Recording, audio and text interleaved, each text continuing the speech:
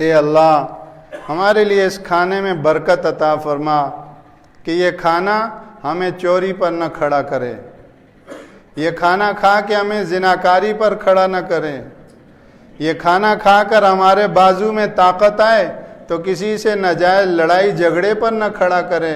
اللہم بارک لنا فی، اے اللہ اس کھانے کے ایک ایک لقمے میں ہمارے لیے برکت عطا فرما، مبارک بنے یہ معدے میں جائے، اس سے جو خون پیدا ہو وہ مبارک ہو، وہ خون سارے اعضاء و جوارے میں جب سرایت کرے پہنچے تو آنکھیں بھی مبارک ہو جائیں، زبان بھی مبارک ہو جائے، کان بھی مبارک ہو جائیں، تمام اعضاء و جوارے سر تا پا مبارک ہو جائے، کیونکہ کھانا مبارک ہوا، زندگی مبارک ہو جائے، صبح اور شام اور دن اور رات مبارک ہو جائیں، گھر میں جائے تو گھر میں برکتیں، دکان پہ جائے تو دکان میں برکتیں، بازار میں یہ بیٹھا ہے اس کی برکت کی وجہ سے سارے بازار والوں پہ رحم ہو رہا ہے۔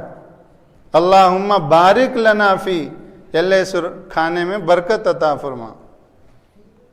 عمر بن عبدالعزیز رحمہ اللہ نے 2 سال خلافت کی، کہنے والوں نے کہا کہ یہ فاروق اعظم رضی اللہ تعالیٰ عنہ، سیدنا امیر المومنین عمر بن خطاب رضی اللہ تعالیٰ عنہ کا دور خلافت زندہ ہو گیا، ان کے دور خلافت کی یاد تازہ ہو گئی۔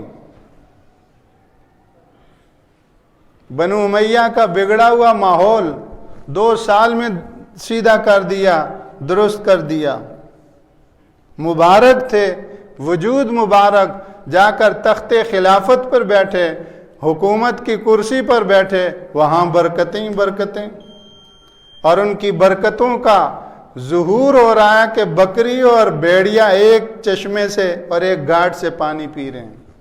مبارک جو حکومت کی کرسی پر بیٹھا ہے تو اس کی ساری سلطنت میں برکتیں پھیل رہی ہیں۔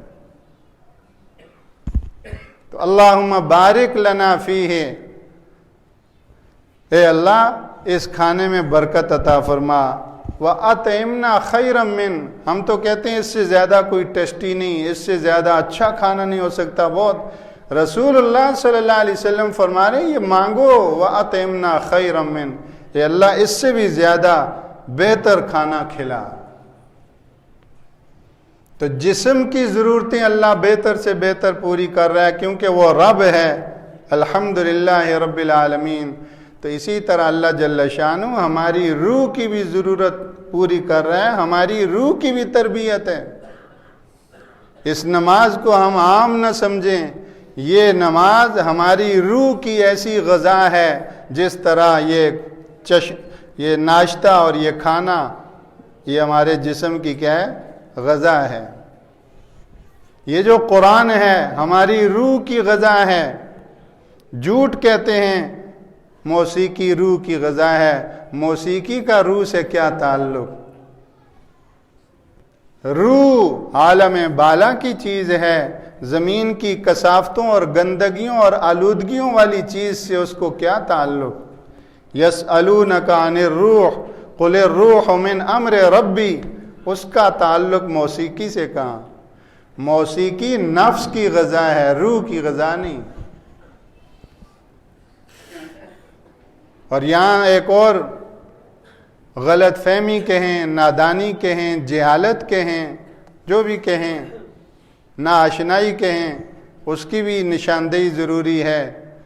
بعض لوگ نیکی کے کاموں کے بارے میں کہتے ہیں کہ میرا دل نہیں کرتا، نماز کے بارے میں یہ کہہ دیں نماز کے لیے میرا دل نہیں کرتا، یہ جھوٹ ہے، یہ دل کے اوپر بہتان ہے۔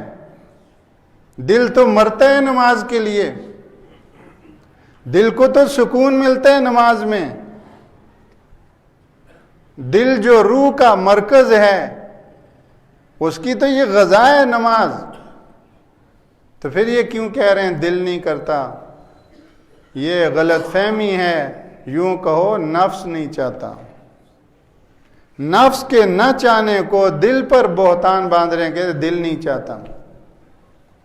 اسی طرح یہ تو مثبت پہلو میں ایک مثال ہے، منفی پہلو میں کسی گناہ کے بارے میں یہ کہنا کہ میرا دل کرتا ہے، کوئی بھی گناہ ہو، اس گناہ کے بارے میں یہ کہنا میرا دل کرتا ہے، یہ بھی دل پہ بہتان ہے، اس بہتان کا بھی جواب دینا پڑے گا۔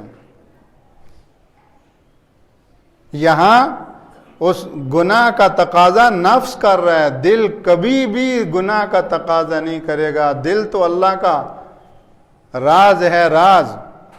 دل کو تو بیت اللہ کہا گیا ہے، یہ اللہ کا گھر ہے، اللہ کے رازوں میں سے ایک راز ہے۔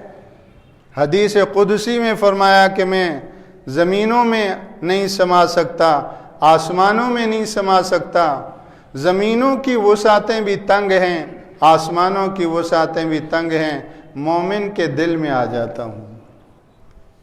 مومن کا دل اللہ کا گھر ہے، اس پر یہ کیوں الزام اور بہتان باندھا کہ یہ دل گناہ کو کرتا ہے؟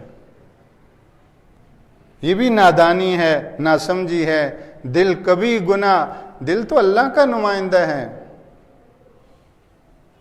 دل کی گہرائی سے جب اس کا نام لیتا ہوں، یعنی دل سے کہنا، زبان سے نہیں، دل کی گہرائی سے جب اس کا نام لیتا ہوں، چومتی ہے میرے قدموں کو بہار کائنات۔ دل تو دل ہے، نفس گناہ کو چاہ رہا ہے، نفس چاہ رہا ہے گناہ ہو، نفس کا تقاضا ہو رہا ہے۔ تو آپ یوں کہو کہ نفس کو گناہ کا تقاضا ہو رہا ہے، تو یہ کم از کم سچ تو ہوگا۔ اس کی نسبت دل کی طرف کرنا، ایک تو وہ گناہ، اور پھر اس کی گناہ کے اندر الزام اور بہتان دل کے اوپر، یہ کریلا نیم چڑھا۔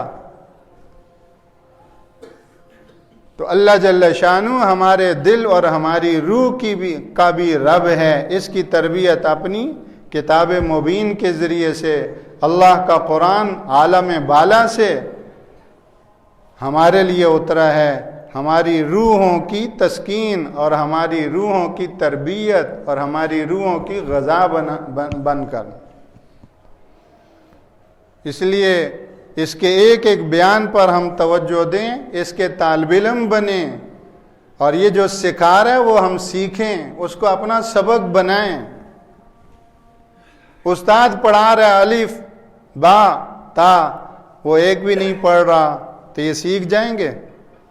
استاد محنت کر رہا ہے، بیٹا پڑھو الف با تا، تو بچے پڑھتے ہیں الف با تا، یہ سیکھ جاتے ہیں۔ اللہ کا قرآن جو کہہ رہا ہے اس کو ہم اہمیت دیں، اس کو اپنا سبق بنائیں۔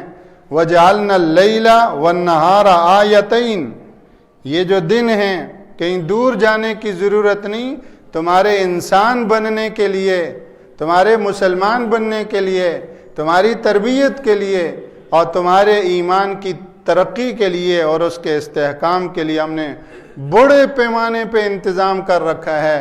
اتنا بڑا یہ دن، ایسا کوئی سائن بورڈ کسی کا ہو سکتا ہے؟ کسی کمپنی کی ایسی ایڈورٹائز ہو سکتی ہے؟ کسی کے پاس پبلسٹی کے ایسے ذرائع ہیں؟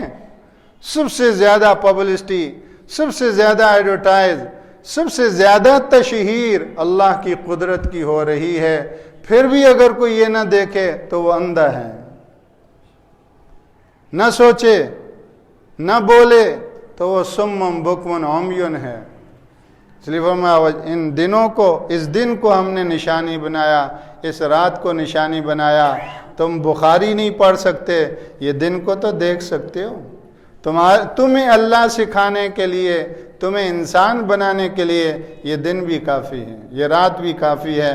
ہماری قدرت کی نشانیاں دیکھو، اب ہم دیکھیں، اس میں غور کریں، اور اللہ کی قدرت کتنی جلوہ گر ہو رہی ہے، اس کو غور، تدبر، تفکر کی نگاہوں سے روزانہ کی بنیاد پر لیں، تو ہم قرآن پاک کے طالب علم شمار ہوں گے انشاءاللہ۔ پھر انسان بھی بنیں گے اور پھر مسلمان بھی بنیں گے، اللہ ایمان کی حقیقت بھی عطا کرے گا۔ سبحانک اللہم و بحمدک، نشہد ان لا الہ الا انت۔